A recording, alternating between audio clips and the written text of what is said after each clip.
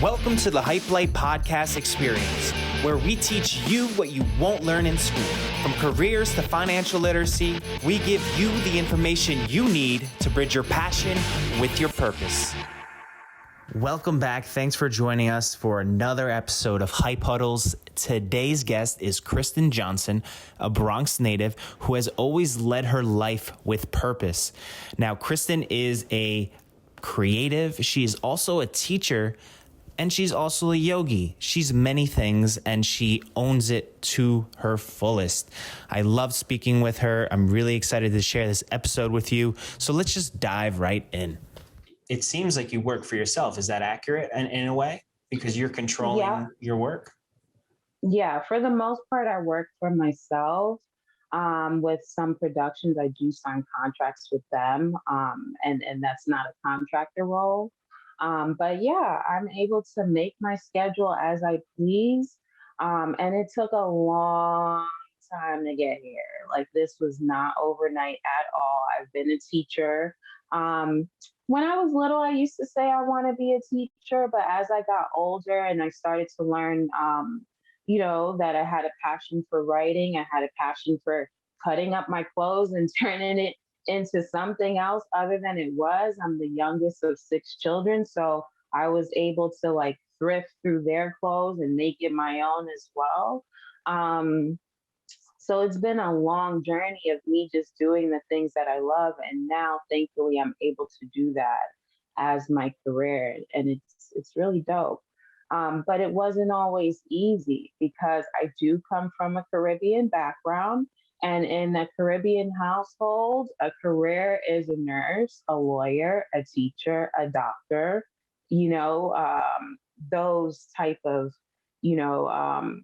stable income careers. That's what is looked up on. And I did that for a bit. And I loved working with children. But even in education, sometimes I would get dings on like my reports as a teacher because my class would be drawing and writing poetry, and I'm supposed to be tutoring them for a standardized exam. And I'm like, well, some of my kids don't know how to read and write, so we're going to draw so that they can tell me like what is happening in the story. But yeah, like I've always brought my creativity somehow into my life, even if I did have like a stable standard type career. Did you have any influences growing up that allowed you to cultivate this sort of creativity while also you were being very self-reliant? Did you have any outlets as a kid? Yeah, I know you said you were cutting up clothing, but anything outside of the home, or is it, family based? Well, most people in my family have traditional careers. I think I'm the wild card. My sisters work in education or in the medical field. My brothers are business minded. So I guess in a way, a lot of my inspiration does come from one of my brothers who's been an entrepreneur. So that entrepreneur, like, I can do this type of thing, we'll figure out how to make it happen. That comes from him. But he worked in like real estate and he owned restaurants and stuff like that. But for like media-based career, this is really just me watching Oprah as a kid, watching Ricky Lake when I shouldn't have been watching. I don't know if some of you, I don't know if, Natalia and Will remember Ricky Lake, but that was my girl. I'm like 7 years old watching Ricky Lake, which if you all don't know who that is, it's like, she was a talk show host. So I'm like watching her show. I'm like, yeah, girl, I love this topic, not really knowing exactly what they're talking about, but just being so intrigued in like that type of career. Like, she gets to talk to people all day. This is really cool. And also, like, at that age too, I would look at what goes into the behind the scenes. There's the camera people, like there's a whole team coming together to make this happen. It's not just the person that's the host. So I got a lot of inspiration from like television and I guess in a way my siblings. It's amazing what you what you realize sometimes when you look back, you're like, oh, wow, I was influenced by this, by this show or by this person. What were your high school years like? Did you have, that same creative drive, or did you kind of start to, a lot of times as we get older, well, clearly we know, where you are at now, but as we get older, we kind of start to like settle down and think, okay, well, maybe this is practical or this is less likely. Did you kind of just keep things going in that creative direction? I did in high school as well. So I was in an honors program all throughout high school and in the Bronx. And we were like the cool, nerdy kids, right? So we all had like talents that we liked. Some of my friends were on the track team, some of my friends were on the dance team. So while we really worked hard to have good grades and we wanted to get into good colleges and stuff like that, we had extracurricular activities that we were a part of. Me, I knew I loved writing. I knew I loved creating stories. So my thing was creative writing. And I also really love ceramics. I like to use my hands and create, like literally see my creations come to life. Um, and on the weekends, I was involved in extracurricular activity. But because I did grow up in like a strict Christian household, my extracurricular activities were somewhat like school based. And I got away with that by joining like a creative writing extracurricular activity. So for my parents, it's like, oh, she's doing English. And for me, I'm like, you don't even know I'm writing poetry and stories and creating characters and stuff like that. So yeah, in a way, I did always have that creative, outlet that has always been a part of me. And so from high school, where you went to college? So I know a little bit about your, you went to Central Florida or Southern Florida, right? The University of South Florida in South Tampa. Florida. Okay. Hmm. What were your goals when you went off to college? What were you kind of thinking of when you were in high school? Like where was your mindset at as far as a career wise? Were you, you know, creative driven still, or did things change? A bit. So when I went to college, I had to deal with the reality that, college is expensive. And while I got my first 2 years of college paid for, my last 2 years of college, that's when I transferred to the University of South Florida. And I wanted to study journalism, but I was hit with the journalism is a dying like field. Why do you want to go into that?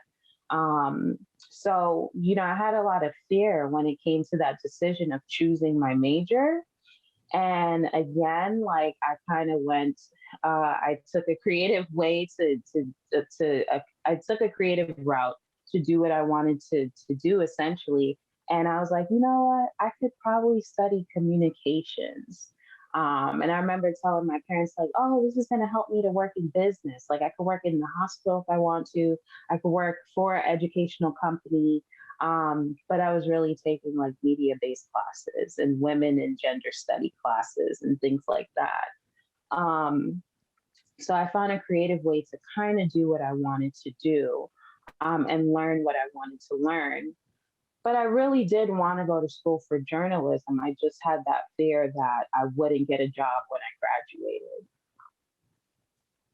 Well, that seems like a common fear. A lot. I remember having the same fear, going into college and thinking whatever I got into was going to be hard to find a job, because that's what everyone, was putting in your ear.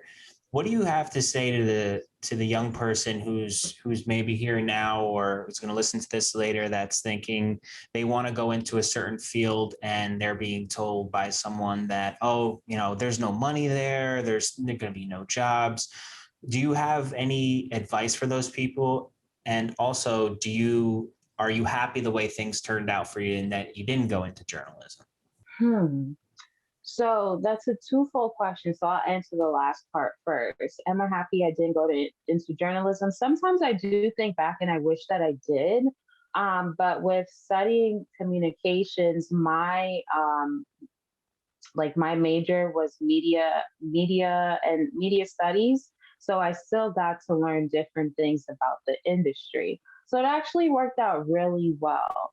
if you're going through something like that, you really want to be a dancer, or your parents want you to be a nurse, communication helps. I'm not going to tell you to go behind their back and do something that, I'm not trying to get nobody in trouble. But, have a conversation. Do they see you practicing this skill? You're not just going to be a dancer dreaming about it, right? You have to work towards that thing. And I think over time, people actually realize, like, oh, wow, you do have that skill. Like now, I tell my parents, like, I really want to get into the production seat, and they'll be like, I could see you doing that. Like you kind of worked your way up to that point. So it might take a while for people to catch on. Stick to your guns about it, have faith that you can do it and actually do the work. Like, even though I had traditional careers, in my summers and on my weekends off, I was interning. I became an assistant, to learn how production works, to learn how it is to work in wardrobe. And that's just how I've navigated my career. And so tell us a little bit about the yoga. So I know you're you're part of a teacher training. How did you get into yoga, and where did that come in the middle of all this? So yoga came into play for me in college because I wanted to work out, but I didn't really want to sweat. Um, so I saw people stretching and taking this class that kind of looked like they were dancing, but they weren't really dancing. And I was like, oh, this looks interesting. Let me go in here. And when I stepped into the yoga class, I was like, oh my gosh, they're so chill. Like this vibe fits my vibe. And I just stuck with it. And I learned that, through doing yoga repetitively, like you actually feel, the workout, you feel those stretches. It might not feel like it as you're doing it, but the next day, believe me, like you will feel different parts of your body that maybe you haven't felt before. And it's just been always something that has stuck with me for a while, and I've continued on with it. During the pandemic, I realized that there was an opportunity to become a trained yoga teacher, and I jumped on it, especially for the price that it was selling for.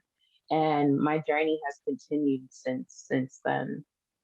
And so, can you share a little bit about how I guess your yoga practice benefits you now in this point in your life, and kind of maybe some of the pros of, like you said, the consistency of going to yoga, and some of the areas in your life where you saw it kind of benefit you? For sure. Yoga definitely helps me with being more calm, thinking things through, and just like everyday tasks. Instead of getting like super anxious, I'm not saying that it doesn't happen, like anxiety doesn't happen or stress might not happen, especially in certain jobs that I'm working with. It's very like taxing, very, you have to be timely and very organized. One mistake could mess up a whole show. But just being able to tap back into that place where I know that, I can say those affirmations, like I am doing my very best in this moment, and taking a moment to just breathe through, the stress that may come up on a project, has really helped me a lot. And then also, I'm able to tap into my creativity that I've always loved, which is the writing. And through being an editor and being able to produce like magazines and events for people. So I'm sure you kind of discover more and more benefits as you deepen your practice. I know for myself personally. I wanted to take this moment to open up the floor for any questions for Kristen from any one of our guests. Does anyone have any questions, comments? Don't be shy. You can definitely add it to the group chat if you'd like, if you feel more comfortable with that. Natalia and I were discussing before this meeting how we'd like to give away some Hype Light swag. So if you're a willing participant, we might just send you over a T-shirt or a hoodie. Who knows? No pressure. Ooh, that's exciting, right? Mm-hmm. Hi, everyone. Hi, Kristen. Hey, this is Sade.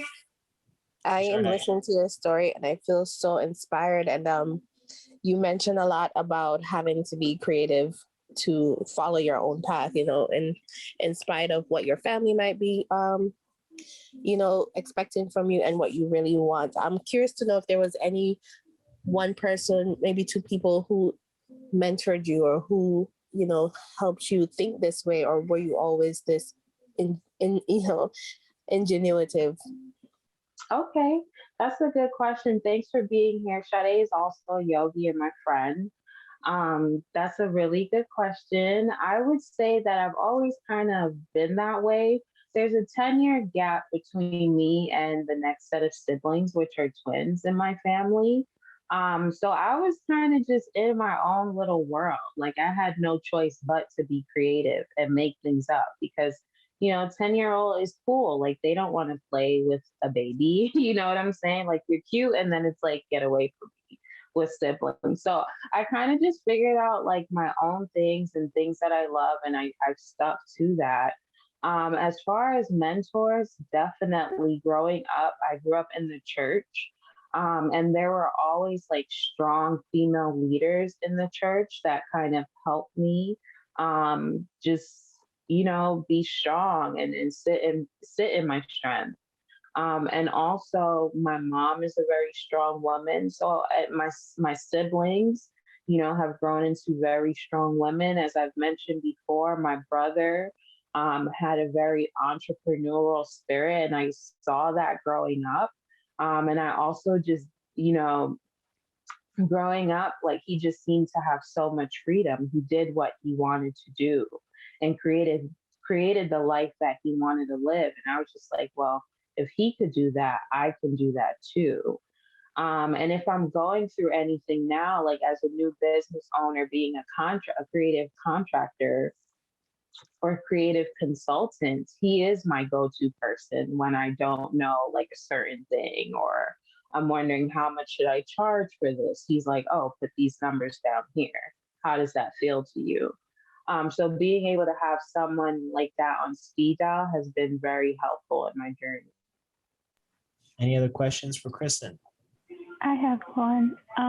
It seems like you have to do like a lot of like work out yourself. You don't really have necessarily like a boss to like, honestly, like tell you what to do, but like that assigns you to things. It's a very like more, I don't say self-employed, but that's or the kind of the feeling that I have. But like your kind of like line of work. Do you think that's like harder to navigate than if you have like a boss and you work for a company, or do you think it's better for you? So it depends. I would say it definitely, and thanks for your question. Who is that? Hannah? Thanks for your questions. I would say it definitely depends on your personality type.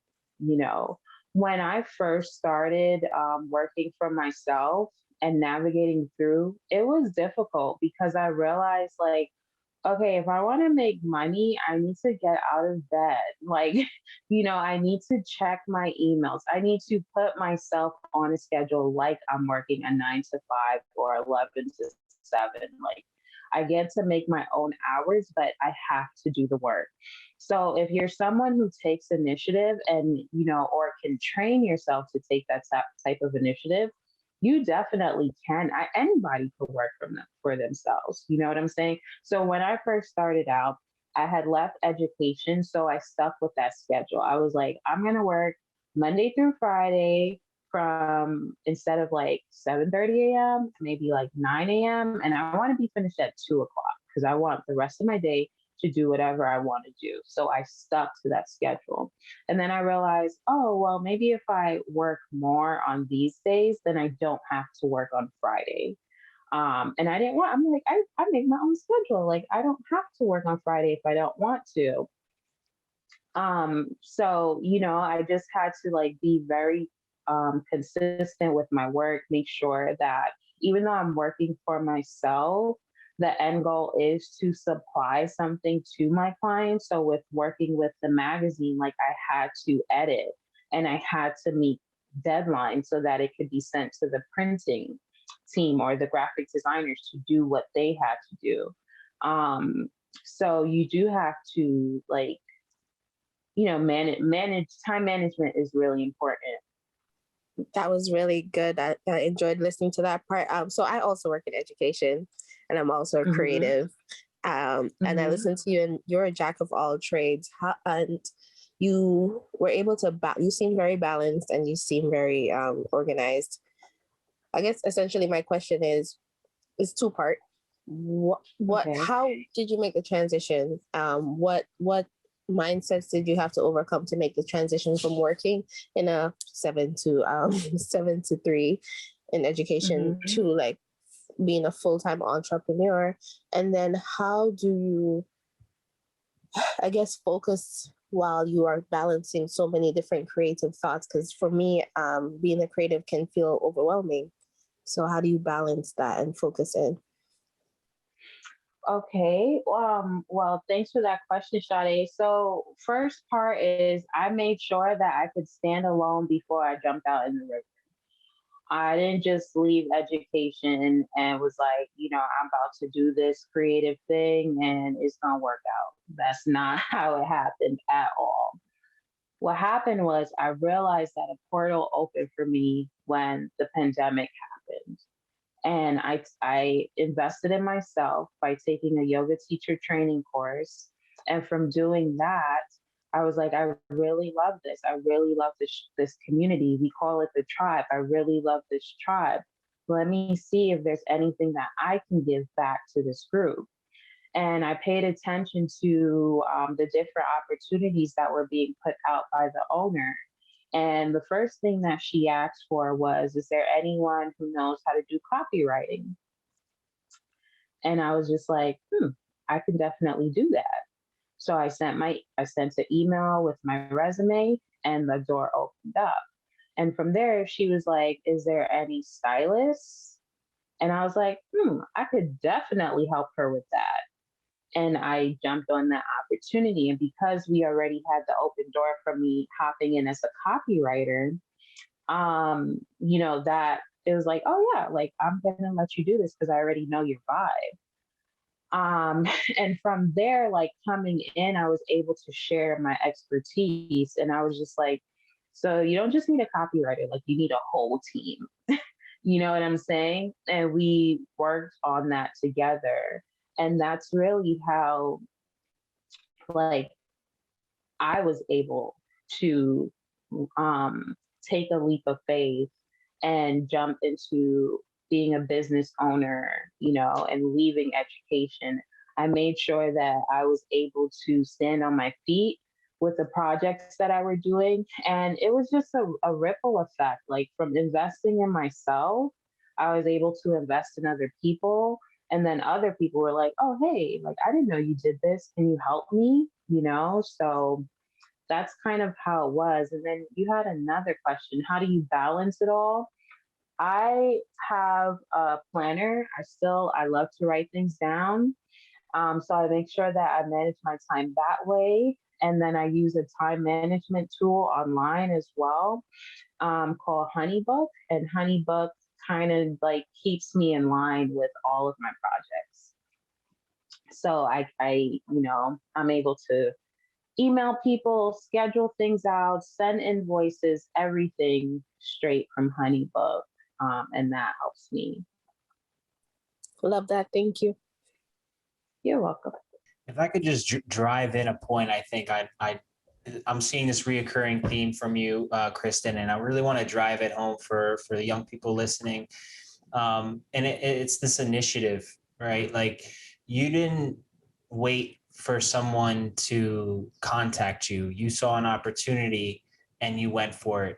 And I think that's a really admirable, but also important skill to have in any field, but especially if you're trying to go out on your own and make things happen.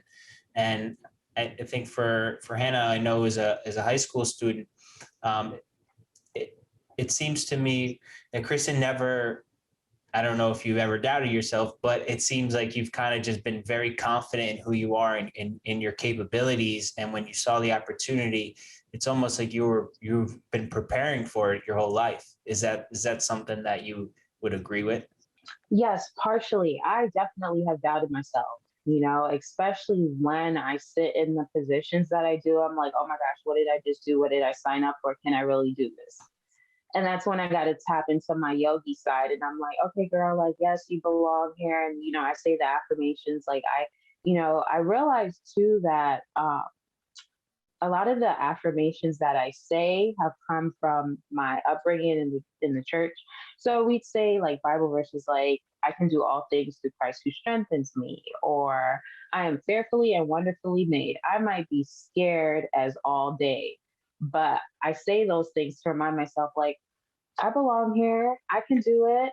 And when you work with people in like leadership roles and things like that, you realize, okay, you might have a leadership role, but you're a little bit off. And we're all human too. So you realize like we all have our faults, you know, we have our skills, and it's just about like cultivating that space and knowing that you belong in that space. So I've definitely have had my doubts, but I just tap into those affirmations that I've repeated to myself since I was younger. And whether you grew up in a religious household or not, you can say affirmations too. So saying things like, I can do all things through Christ who strengthens me, you might say, I'm strong. Or instead of saying, I'm fearfully and wonderfully made, you can say, I'm beautiful, or I belong here, or I am confident, you know? So those are just some mind hacks that you do even before you get into a space so that you're reminding yourself that you belong there and you matter. I love that. And I think that's part of, what you wanted to share with our audience today is the building of these affirmations. And I think now is a good time to segue into that. So we've called it activities in the past, but how would you kind of want to frame this, Kristen, in terms of the affirmations? Yeah, sure.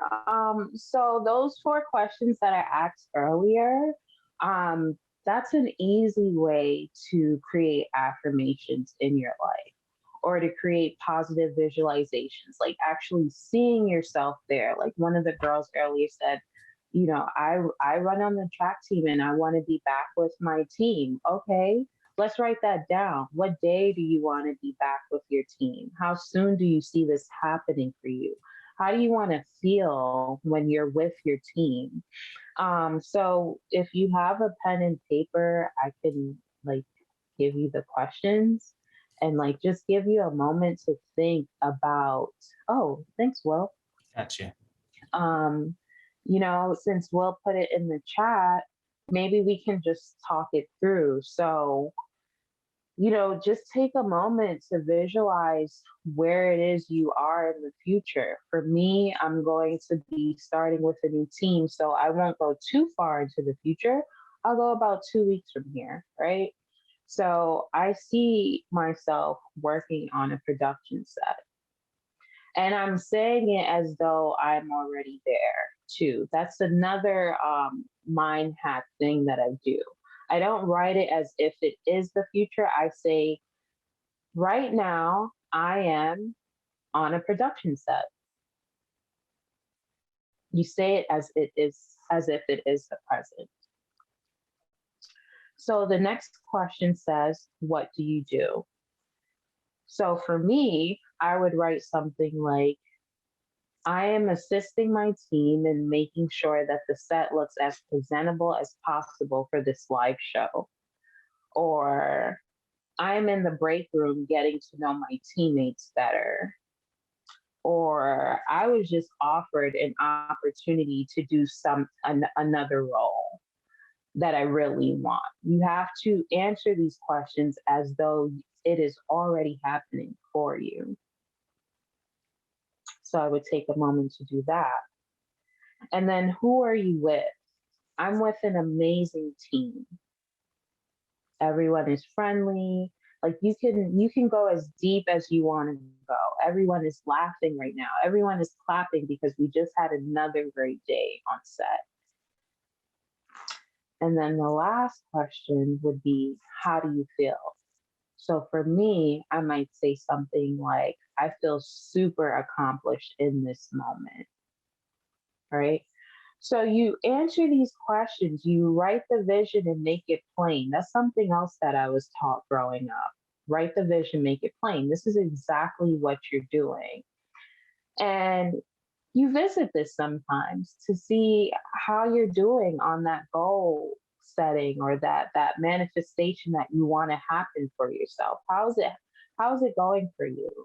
You know, you never stress about it. You write it, you make it plain, which pretty much means you write it and you leave it there, and you know that you are deserving of these things happening for you. It might not happen exactly how you write it, but every time I have done something like this, it has happened quite close or better. So this is just something that I do. And you can even take these questions and go a step further by creating an actual vision board for it. So what that means is like you would gather magazines or pictures from online. I have vision boards. Like I said, the position that I'm going to be doing this month, I had it on my vision board from 2019. And when I looked at it, I was like, oh my gosh, like this actually happened for me. So being able to not only write it, but create visuals so you can see that happening for yourself is really, really powerful and has helped me on my journey a whole lot. And if you don't have like cutouts, like magazines or anything like that, you could create a vision board on your Pinterest, like just pin stuff. There's somewhere you want to go. Next month, I'm supposed to be going to Jamaica with my friend for her birthday. I'm going to pin places that I want to go in Jamaica. I'm going to pin the foods that I want to go to. You know, I'm going to pin the clothes that I want to wear so that I can actualize this actually happening on my journey. So did anyone, answer the 4 questions, write it down? Did you like see yourself going through that activity as I did? I would love to hear how did that make you feel, like the 4th question? There's a Hype Light hoodie on the line if you feel like sharing. Someone said, I love hearing about being established.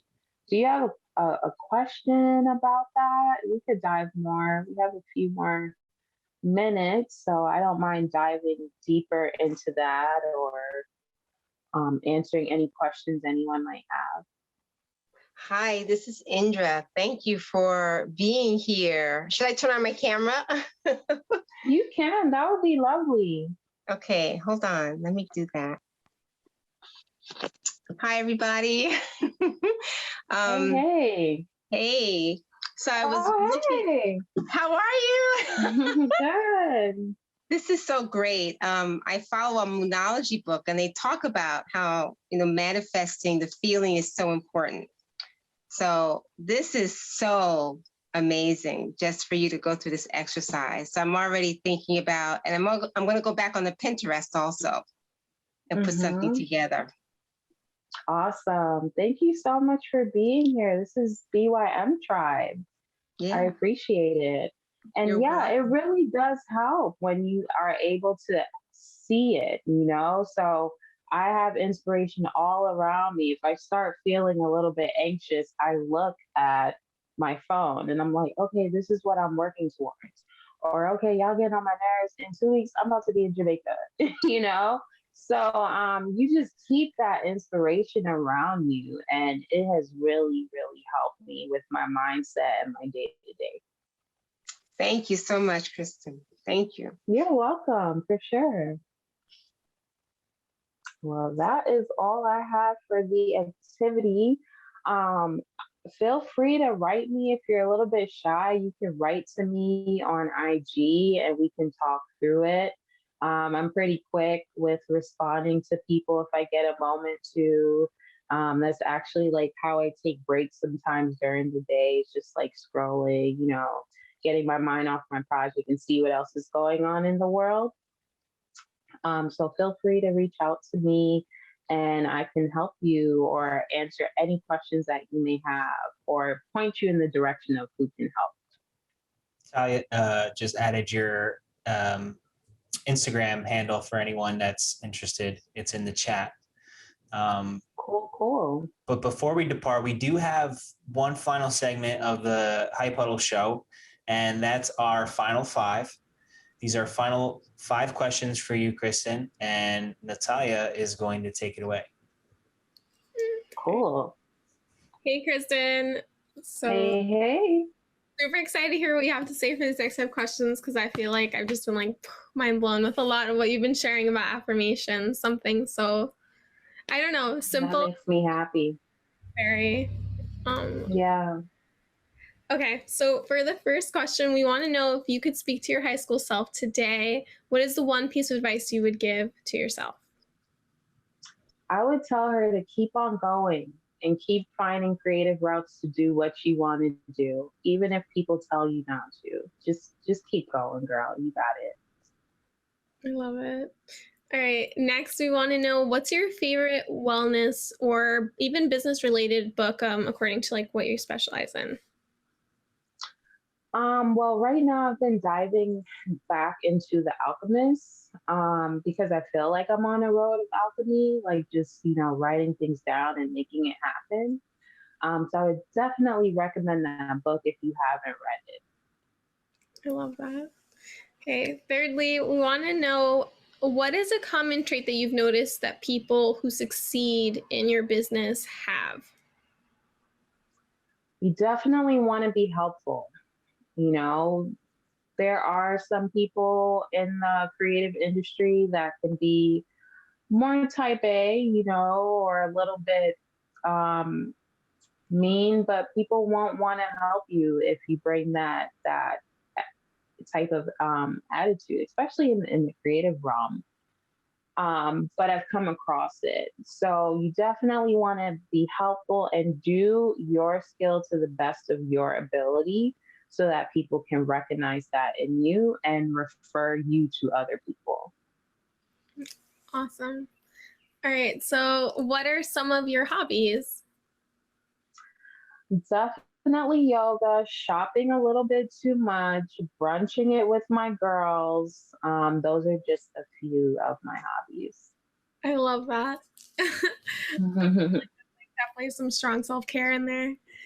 Oh, yes. So actually our last question is, Kristen, what gets you hyped? What gets me hype? I said it before and I'll say it again, real good music. I love a good trap song. If I am tired and going into work, I blast some trap music and I am up and ready for the day. Can't tell me nothing. So music helps a lot. Yes. What's like your go-to right now? Oh, I don't know if I want to say that. Hit me in the DMs and I'll let you know. Got it. Thank you, Kristen. Mm-hmm. All right, well, that's really the last of our HypeHuddle segment. We want to thank you, Kristen, for joining us. We want to thank our audience for being a part of this HypeHuddle that we host every Thursday evening at 7 p.m. You can find us. You can find us on Instagram to find more and register. Kristen, thank you so much. It's been a pleasure. Do you have any final words you want to share? Oh, well, thank you so much for having me here. I'm wishing everyone, we're at, that last half of the year. I'm wishing you nothing but success. Hold on to your affirmations. If things start to feel a little bit muffled, hit those 4 questions and visualize yourself stepping from where you are to where you want to be. And you got this. We all got this. We made it through 2020 and we're here. So like, there's nothing that you cannot do. Awesome. Thank you so much. That was very powerful. The affirmations is a very powerful technique and practice that I could definitely attest to myself. So thank you for sharing that. Thank you, everyone. Thanks for tuning in to this episode of the Hype Light Podcast Experience. If you like this episode, be sure to rate, review, and subscribe so you don't miss out on the latest episodes.